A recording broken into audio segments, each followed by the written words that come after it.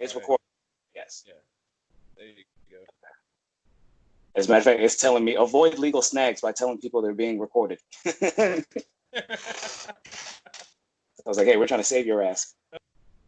So That's it's one of the like, things you that's know, been the hardest for a lot of people. Not everybody has roommates. Not everybody lives with their family members or with their significant other. Some people just live by themselves. There's some people that live in nursing homes, and can't have visitors and stuff. There's old people. Like my nana is 90, I don't know, 92 or something like that, 91, I don't know, something like that. She's up there. And the only person that she can see now is her caretaker. Like my aunt, who lives in the same building with her and usually visits her every day, hasn't seen her this whole quarantine. And then she like wow. literally lives like 20 steps away from each other. You know what I mean? It's tough. Yep. And people take for granted, that human connection. And it's driving a lot of people to depression and like suicidal thoughts. And Mhm. I'm starting to see people kind of show their struggle a little bit more. So before this shit happened, I had just paid off like my remaining credit card debt, and I'd only owed a little bit with the federal government, which I'm about to be done with. So it was like I was just getting out of debt. I'd saved up a few racks and everything just from grinding or whatever, and I'm just like, okay, steady as she goes from here. And so and then my job and everything shuts down. So like you said, I've been getting the unemployment and everything. Then I got the stimulus check, and I stay with a family member. They pay primarily the rent, and they let us skip these last few months and shit. So I'm just like, damn, I'm not having to spend nothing, but I got plenty. And I guess like my indulgence has been music. I've been buying a lot more music artists, just buying straight from artists off the bank. Oh yeah, that's crazy. I, I will say the one thing, there's been a few positive things from this pandemic. Right now, I'm financially comfortable because I've been getting unemployment and I got that stimulus check. So I know that a lot of people right now have more money in their bank than they're used to. I know a lot of people are like that right now. Like my boy, I won't say who it is, but my boy was telling me who he was showing. He was like, "Yo, I don't get this. Like, what the fuck?" He's like, I just looked at my bank account. And there's $1,284 like in my unemployment shit. Like, how did that happen? How the fuck did I get 1284? And he was looking at it and he showed me the graphic, and he's only supposed to receive $42 a week because like he has never really had, I guess, like that many jobs, like because Right. the money that you have in your unemployment is what you've paid in taxes over the course of your work, right? Your work Right. history. So he didn't have that much money in there. His benefit was only $42 a month, but because of the pandemic bonus, right? They're putting $600 extra per week. So now he's making $642 a week. So every 2 weeks he's getting $1,284. He's like, yo. And then he's like, yo, bro, I guess he got his second payment right after. He's like, yo, man, I got 3 stacks in my bank right now. Like, what the fuck is happening? He's like, yo, I'm about to go buy this. I'm about to go buy that. I'm about to go buy this. I'm like, so Yeah. that's a one, for people who kind of lucked out, they're sitting at home, collecting unemployment checks with the full fridge, not having to pay rent on time. People are chilling, You got Netflix. I got Netflix. I got Hulu. I got Amazon Prime. Got HBO. I got a full fridge. I ain't stressed. Like I'm just chilling. Like the worst, Yeah. like the hardest part has been like growing my hair out. I got a little afro now. That's about it. Everything else is chill. Oh, and I've probably gained like Hell 10 or yeah, man. 15. Oh well, been eating too good, I guess. But it's been chill, bro. It's been chill. You know what I mean? Like, And so, the thing is that like I was a little more, I have been one of those people that's kind of stuck inside for the most part. like I kind of shut everything, down except necessities and stuff. And but the thing is, I live with two family members, and both of them are working.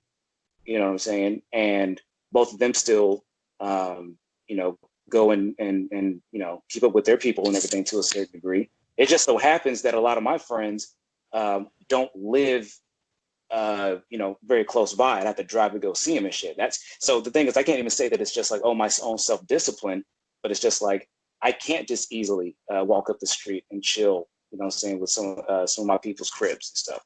Otherwise, who's to say I wouldn't go in there and be like, hey, it's just gonna be 3 or 4 of us, we can pack this bowl, or we're gonna just watch a movie or whatever the hell.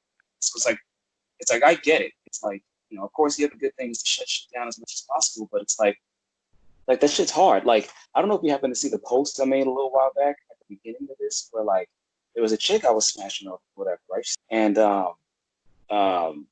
like right before the stay-at-home orders were coming down, I told her, hey, I guess it looks like we're not going to be seeing each other for a minute. And she was like, why? Because of the, and I said, because of the coronavirus and shit. And she was like, oh, that shit? She's like, that ain't nothing that some good pussy and throat can't fix. But whatever, good riddance to you. And, and I was just kind of like, whatever. And throat was the remedy for every virus and bacteria out there. Oh, my God. Can you believe it? Would you believe it? Yeah. It's like, I think you got that backwards, Don. Yeah. You're like, yes, I'm just getting my medicine right now. Going over there slinging that pandemic dick. Pandemic. That corona cock. But the thing is, the pandemic penis. Corona cock. I didn't delete or block her or nothing. And then today, saying like 2 months in, she hits me up and she's like, but did you die? And I was like, and I was like, it's not, I was like, no, not me, but it's a ton of other people. And this is a black woman too. I was like, and it's mostly hurting black folks. I was like, we don't need to be out there helping the shit. And then she was like, but did you die? And I was just like, LOL, this bitch. Yeah. Like, I'll still keep her number in there in case things, whatever. Eventually, I mean, I'll see how much longer I can hold out or whatever. It's like, I'm gonna go clap some cheeks eventually. Right. Okay, really. Yeah. Get in the cheeks. Like, it's like at the end of the day. God damn. Give me the freedom to bust.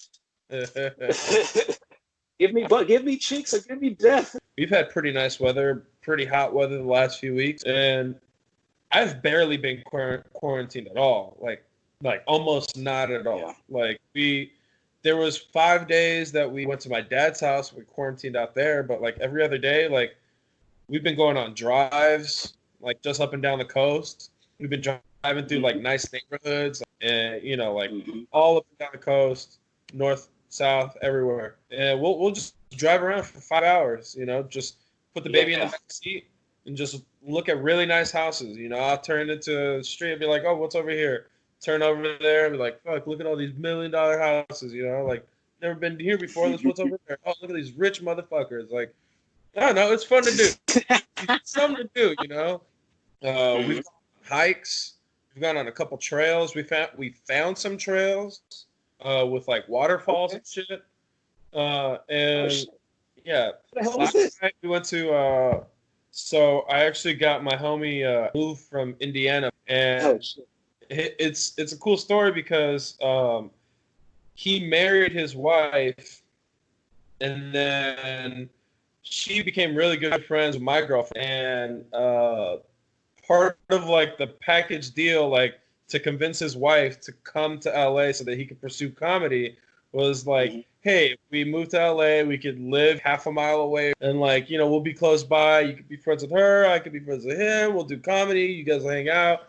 So like, like last night we took our baby over to their place. We just like ate burgers and fucking played Uno and got drunk. So we have not been quarantined at all. What sucks is the essential workers who are making basically minimum wage, like people work at Taco Bell or whatever, they can't quit because if they quit, they don't get unemployment. So they're forced to work, but they're oftentimes not making anywhere near the same money that somebody on unemployment is making. You know what I mean? So it's like I'm doing pretty good. I'm okay with it. Like, I honestly, if it's gonna be like this is a little staycation for me. You know what I mean? Like, I don't I don't mind. I'm still, obviously missing having a life. I miss bartending. I miss, being able to go out and play basketball, or go to the gym. I miss stand up, obviously. Those are like the real things that like I'm upset about. Like being able to just leave my Mhm. house and do whatever I want. But other than that, it's like I'm blessed. What can I say? I got family. I got my baby girl growing up right in front of me. I got food in the fridge. And I got Mhm. money in the bank. Can't complain. This pandemic Yeah, hasn't been too bad so far. Knock on wood, that's what I'm saying, it man. stays good. Yeah, right. Salute. Shit, Salute. um, but yeah, but that's how I look at it. People, even the best countries in the world and shit are suffering setbacks. So it's like, I'm gonna do best practices and whatnot, but I'm also not gonna blame myself or other people to a certain degree for being overcome with those urges to be around other human beings. It's literally what's in us, and we're caught in this strange twilight zone thing where the one thing that makes us human is the one thing that's most likely to also end our humanity or end our existence. Wow. Bars. Do you think that this pandemic? Do you think like the coronavirus is like a real threat, or do you think that there's a little bit of like fabrication going on? I mean, it's already coming back because we've already seen it in other states that not even just the ones that recently reopened, like Wisconsin or Georgia, but I believe Wisconsin earlier had their primary, and it was the state Supreme Court. Uh, uh, they made it mandatory to do in-person voting. Um, and this was less than like a month ago, and then of course, like the next week's, their cases and shit rose again. And they're about to happen again because the Supreme Court just struck down the stay-at-home order from the governor. Just despite that, I look at it like this. So I kind of look at it like the 9/11 thing, right? Like there's tons of people who say that it was a plot and it was orchestrated, blah blah blah blah blah. Jet fuel can't melt steel beams. It doesn't have to melt steel beams. It just has to weaken them shits. But besides the point, what happened with all the increased like surveillance of the war in the Middle East and everything, it's not that that shit was free or planned. It's just that this is the shit that those people already wanted, and the U.S. intelligence and everything, they weren't coordinating and sharing information, and so they got caught with their pants down, and that's why the towers and shit fell. And so this was an excuse for people who already think that way and already want to increase like domestic spying and torture and saying all these wasteful wars and shit, right? Um, it's what they call, I think, in law, conspiracy after the fact.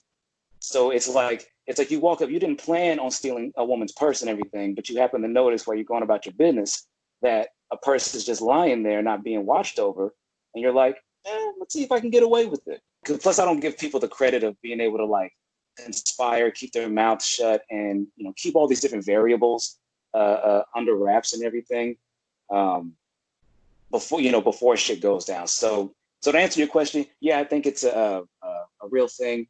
It's just that we have the worst people in leadership to be able to steer us out of it, which is why it's going to take so damn long. Okay. The reason I asked that is because I've been seeing, a lot of conflicting reports. I've been seeing things where they're saying that, the original projected amount of deaths was supposed to be like, let's say, like 30%. And then 1 month later, they're like, okay, it's not 30%, it's 20%. And then like 1 month later, they're like, okay, it's not 20%, it's 10%. And they keep lowering and lowering the numbers of like how many people they think are going to be affected. Not only that, I was just reading today, for example, that they've been opened up back in Florida, and that the cases have actually gone down in Florida after they reopened everything back up. So it's like, how is it that more people are interacting with each other and this isn't spreading the way that it's supposed to spread, right? Again, Mhm. these are just, single reports here and there. But then for every report that you say that, everything's getting better, you have another report saying that, oh, there's 1,000 more new cases and this and this and that. The other thing that I've been hearing that is kind of problematic is that they've been attributing coronavirus to any and almost every death that comes across their table. So, like, Oh, if a person died, from a heart attack, coronavirus. Oh, if they died in a surfing accident, coronavirus. Oh, if they an anvil dropped on their head, coronavirus.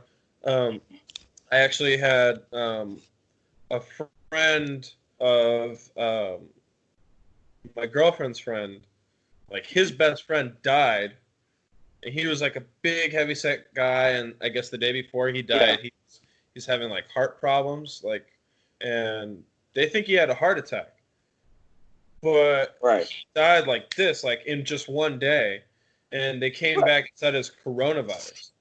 They're like, how did he die in one day of coronavirus? And like they said that he was having like heart problems the day before. That's not a known symptom of this coronavirus. So like when I hear that people are uh, attributing these deaths, you know, to coronavirus when it's something else, and then I know a friend of a friend who died, like I'm basically like 2 degrees of separation from somebody who died of coronavirus, and they're like, and everybody around him, they're like, nah, he didn't have coronavirus. He had a bunch of people in his house living with him. None of them got it, but all of a sudden he died of coronavirus. And we're talking about like a guy who was like pretty severely overweight, unhealthy, and just probably had a heart attack, from being unhealthy. So that's like kind of the thing that makes me wonder, like, all right, what's really happening? Like, why? What is the real motive for keeping us indoors? And I heard this other theory that kind of blew my mind a little bit because I'm like, that is some shit that people have been talking about for a long time. And the way that our society and economy are going, that is something that is actually plausible. The theory is that these globalists that are basically trying to create this new world order, um, they are trying to crash the entire global economy so that, as you've already been able to see, like a lot of major corporations have already closed down, but also too, a lot of like small mom and pop places, they're not going to be able to, weather the storm of this, economic apocalypse, basically. So Mm-hmm. going to end up happening is, the market is going to shrink because so many competitors are going to be asked out after this. The only people who are going to be able to weather the storm are the larger corporations. Once these larger Right. corporations are in place, now they control a larger share of the market and they have the money to make more money. And basically, it makes it so that just a small amount of people have all the power, all the resources, all the money, and the rest of Mm-hmm. us basically, you know, indentured servants, basically. Now, Just, yeah. So I'll say. So I think that was broadly like 3 points. So the first one, I believe you said was conflicting reports about the new cases and everything. Like you brought up Florida, which opened up. I mean, that'll wait to be seen. I think it's usually been like at least like a week or 10 days or so after the next big batch of cases uh, uh, happens. And then also, I think in these terms, just like maybe step outside the United States and look at how other countries, looking, relative to us. So like a country like Germany, whom initially seemed to have it under control, recently just had their cases and whatnot triple. Um, South didn't it Korea, also which was happen actually in Japan? well, I was getting there. Similar thing happened in Japan, and then South Korea, which actually has been like, I think either the best or the second best behind New Zealand in terms of being able to get their cases and everything down. They just had a second resurgence, so they're having to go back and shut things down again. And then New Zealand, I think, just opened up either yesterday or today, so it'll be yet to be seen, maybe by the weekend or next week, what happens. So it's like, yeah. While in the meanwhile, with Florida and these other cases, there may be other mitigating factors of why things aren't spreading. Um, Spreading is bad, but I wouldn't count those. I wouldn't count that too quick. because it's not the only example that we should be taking in. Not to mention the shit that's happening in Central and South America, who's also in for a bumpy ride. And then the second thing I believe you mentioned was the misrepresenting the way that people die from it, or being mislabeled. So I think that there's a stand-up comedian. He's also a mortician. And this is what my understanding of it is, that they're not saying that, oh, if you had a heart attack, just make it COVID. They're still learning, uncovering all the different ways that COVID can fuck you up. Because it's not as simple as just like, oh, you just get flu-like symptoms of temperature, and then you get pneumonia. Oh, huh? Yeah, like when it's basically like drowning, just like fluid in your lungs. Yeah, when your lungs fill with liquid. Right. And so it's not that they're conflating the two or misrepresenting it. It's that they're still learning exactly what it does, because I just heard a story, and this is an Asian gentleman, and he was describing his symptoms, and it was stuff that we've heard before, like the fever and the coughing and whatnot. But then he also described that he had extreme diarrhea and a couple other symptoms that I hadn't heard associated with COVID yet. So it's like, but he did come back positive in the tests and whatnot, and said he went through hell physically while trying to recover. So it's like, we're still figuring things out to a degree. And I've heard stories about like, oh, they get more money to hospitals if they do them as COVID. But I'm like, why would they go in that roundabout way when they could just be getting more money from the government or whatever authority is signing that shit off? Because that's not coming from citizens. Citizens aren't paying, I'm saying, after that. It's some other, institution. So it's like, why would they do that roundabout way? But yeah, I was hearing the same thing. Complicated and necessary. I was hearing the same thing, that that hospitals are incentivized to say that it is COVID-19 because they get $19,000 per patient. I don't know if it's really 19,000, if that's a symbolic number or just a coincidence, but they said they get like something like $19,000 per patient, and then those breathing masks, the respirators or whatever. Yeah, Systems are like $37,000 or something like that too. So they're highly incentivized to make money for the hospital by reporting that they have a COVID-19 patient.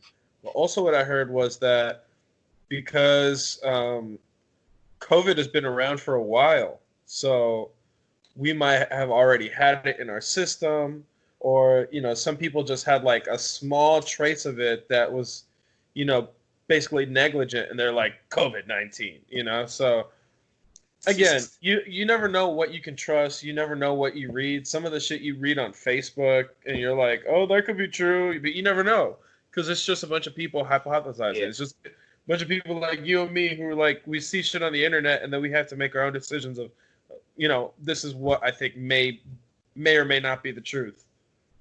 And for me, it's like, I don't know if this shit is real or not. I'm just going to be safe as possible. But, I mean, at the same time, it's like, I got to live my life. You know what I mean? I got to do what I got to do. Like, and I'm also the kind of person where I'm like, look, we're all going to die. I'd rather not die of some, like, super horrible, painful disease.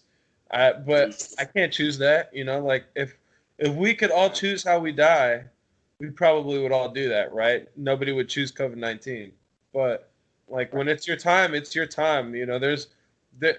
I've seen like some incredible deaths where like for that person to have died right at that moment, like some crazy infinitesimal like chance had to happen. Like they had to have walked into the room at the same exact time that this bullet was crossing, and boom, like they got their head shot off. You know what I mean? Like, it's like that was that dude's time. That was his time. That's what's phenomenal. That was his time. It's like there sometimes there's nothing you can do. If it's your time, it's your time. So if coronavirus wants to have me, so be it. But I'm of course try to be as careful as possible. Because you don't know if it's bullshit or not, and if it's not bullshit, you don't want to be caught with your pants down.